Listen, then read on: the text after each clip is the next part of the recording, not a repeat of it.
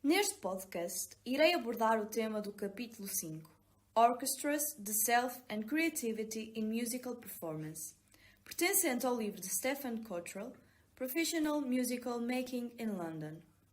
Este capítulo centra-se nas experiências, opiniões e ideias de cada indivíduo, não só nas grandes orquestras de Londres, mas sim em todo o mundo, e nas noções de criatividade individual, bem como o grau em que os músicos consideram o que fazem como algo criativo. Em Londres, a intensa competição disputada entre músicos pelos lugares de privilégio é facilmente ignorada quando se começa a falar de valores financeiros, o que faz com que tenham que trabalhar mais para conseguirem permanecer no mercado de trabalho. Para além disto, por vezes, trabalhar numa orquestra pode se tornar maçador, visto que o repertório está confinado a um número reduzido de peças, muitas das quais pertencentes ao período clássico, do final do século XVIII e do século XIX, e com uma reduzida introdução de alguns temas do século XX à mistura. As orquestras são consideradas uma das organizações mais importantes, integrando consigo as casas de ópera, que, por sua vez, são as instituições mais vistas, estando assim no ápice da pirâmide musical profissional. Em 1997, foi expedido um artigo publicado no Times Educational Supplement, no qual era abordada a problemática dos cortes mensais dos professores de música. O mesmo afetou também diretamente as orquestras. O futuro das orquestras britânicas estava, assim, ameaçado devido a uma queda acentuada do número de crianças que estavam a aprender a tocar um instrumento nas suas escolas. Porém, não era apenas este o factor predileto. Havia-se agravado a reduzida procura de instrumentos já antes menos populares, como é o caso dos fagotes e da trompa. Não só para as orquestras, os futuros profissionais vêem-se desmotivados uma vez que um dos seus principais objetivos, sonhos de infância, fosse alcançar um dia o patamar de tocar numa orquestra sinfónica, sendo comparado por Cottrell como o céu. Muitas das frustrações dos músicos passam pela insegurança de tocar numa orquestra freelancer. Os severos cronogramas de trabalho que as orquestras devem cumprir para sobreviverem e a falta de financiamento contínua. Porém, trabalhar em grupo também pode ser um dos fatores importantes e relevantes para a frustração. O sentimento de que estamos a contribuir para algo que será desvalorizado ou despercebido, tendo como exemplo o naipe das cordas, no qual os músicos sentem que a sua oportunidade de sobressair é restrita, bem como o posicionamento dos músicos ao longo da orquestra. Os músicos de trás, tal como afirma Cottrell, sentem-se invisíveis, capazes de sair do cenário sem que ninguém desse pela sua falta, quer fisicamente, quer musicalmente. Ser violinista, por sua vez, também se torna um trabalho ingrato, visto ser o naipe que recebe menos, o que os seus instrumentos são mais caros e os que normalmente não apresentam descontos. Para além disto, têm que manter o seu senso individual, mesmo estando a tocar com 20, 30 ou 40 outros músicos, pois precisam de criar estratégias para, pelo menos, preservar a sua identidade como músicos individuais.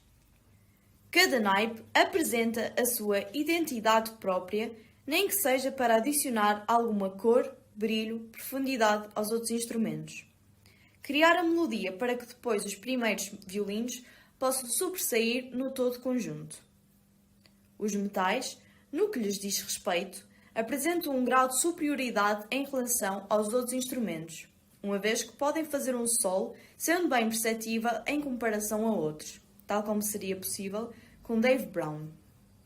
Outra fonte de tensão parte da necessidade de adaptar a estética musical de cada um à do maestro, no qual difere as suas interpretações e as abordagens, subjugando as ideias e os próprios ideais. Cada músico tem a sua opinião musical de como algo deveria ou não deve ser interpretado. No entanto, é o maestro que assume a liderança. Cottrell compara esta situação como estando num Estado comunista.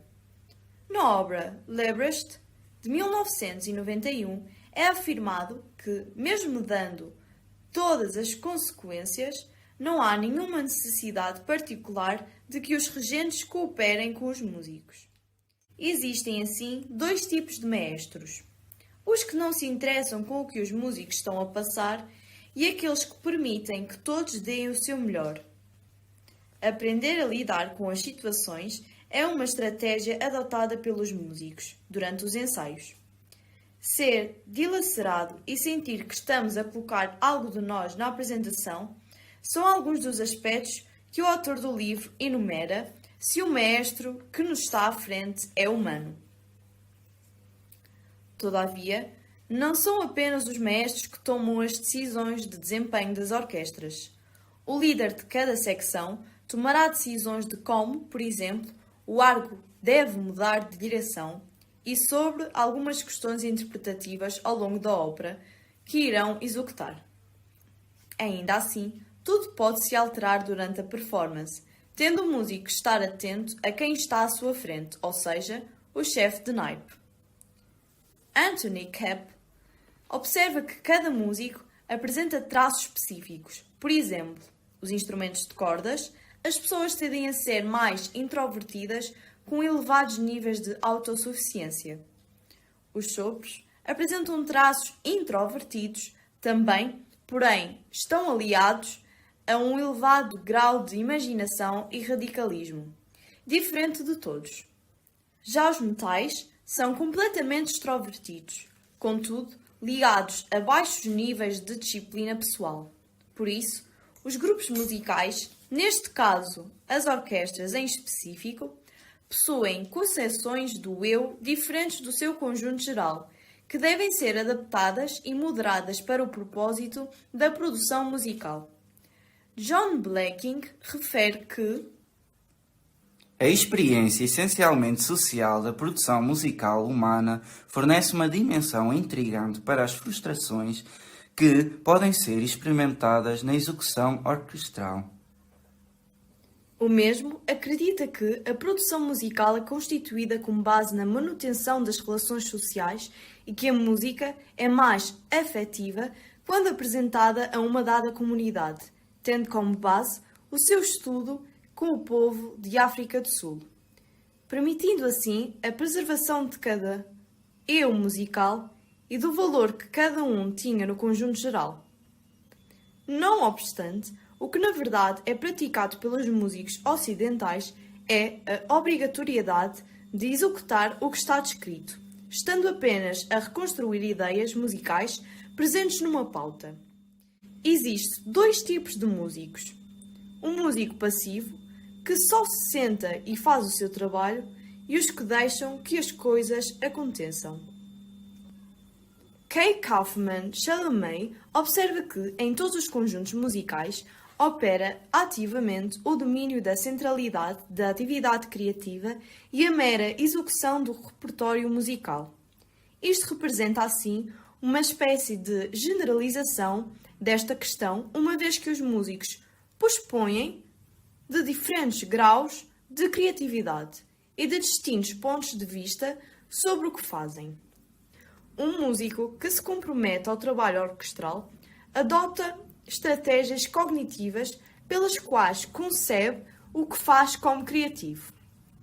Numa orquestra, porém, existem limites que não se pode ultrapassar, como, por exemplo, decidir trocar o arco ficando diferente de todos os outros. Isto torna-se uma das grandes barreiras dos músicos, parecendo, então, que lhes falta criatividade.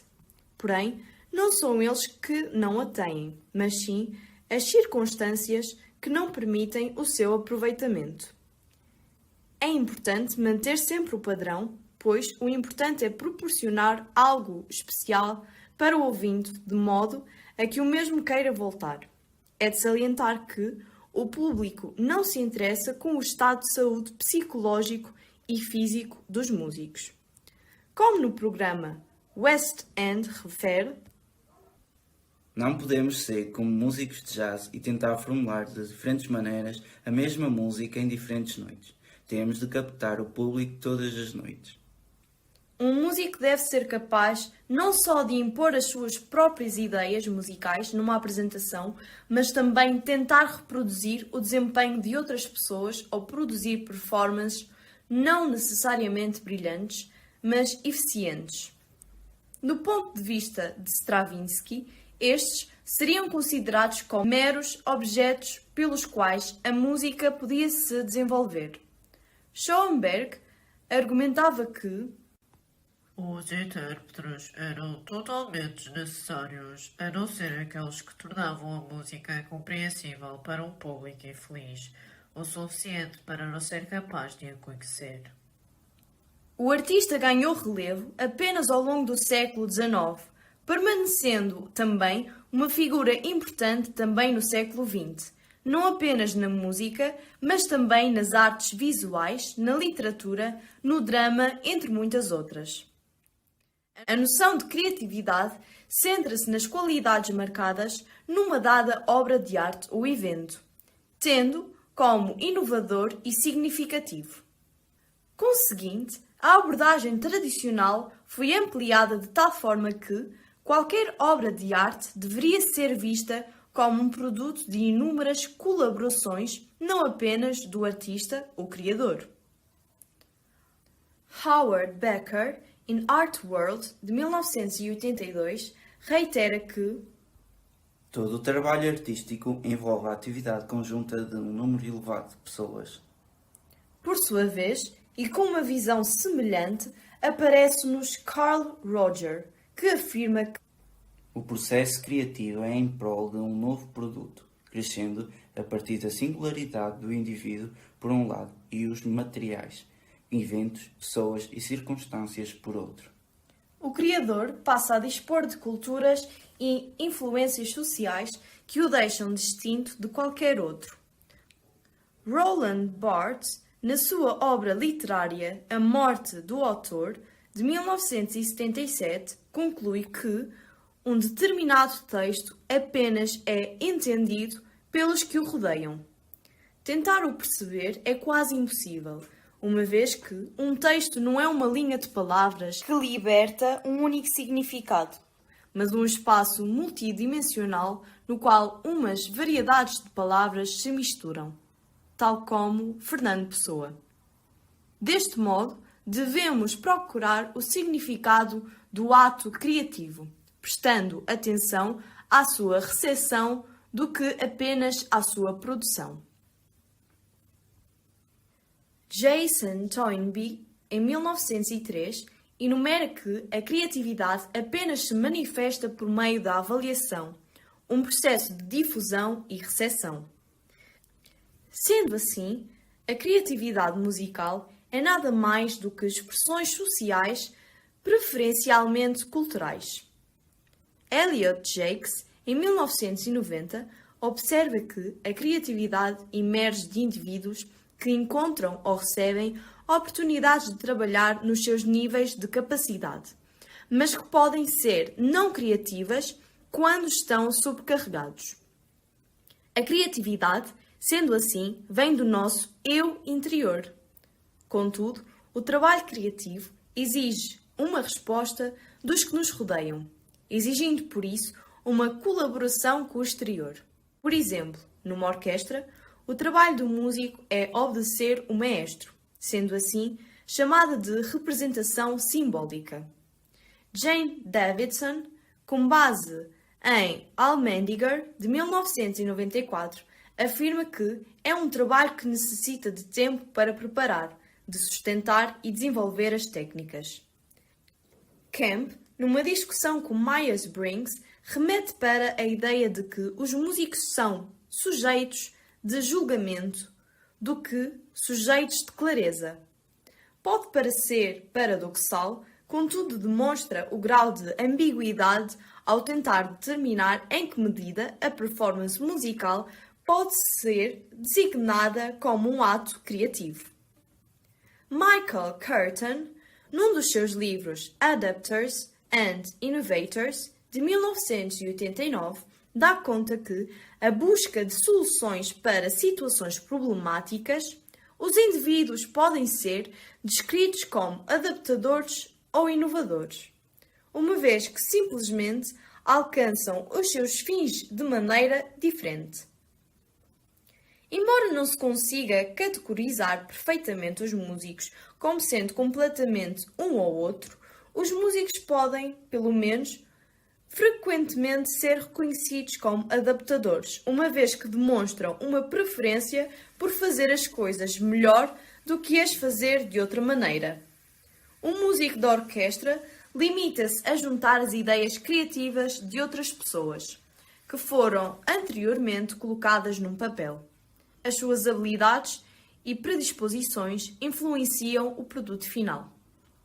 Em suma, a noção de criatividade é algo como uma espécie de bola quente. Por um lado, a maioria dos músicos gosta de acreditar que o que fazem é criativo e que os seus espetáculos são de alguma forma emblemáticos. Por outro lado, muitos reconhecem que certos aspectos do que fazem não são muito criativos e simplesmente exigem que seja reproduzida a informação musical da maneira mais correta possível, sem interferências e, em grande maioria, através das suas próprias ideias interpretativas. Finalizando, todas estas ideias prevalecem como um senso de identidade musical. Anthony Cohen e Ralph Turner sugerem que as pessoas são apenas marionetas de reprodução das suas sociedades. As experiências dão origem a uma autoconcepção, ou seja, uma simbolização de nós mesmos que ultrapassa de forma consciente todas as nossas atividades. Este trabalho pertence à disciplina de Etnomusicologia 2, cujo docente é Jaime Reis.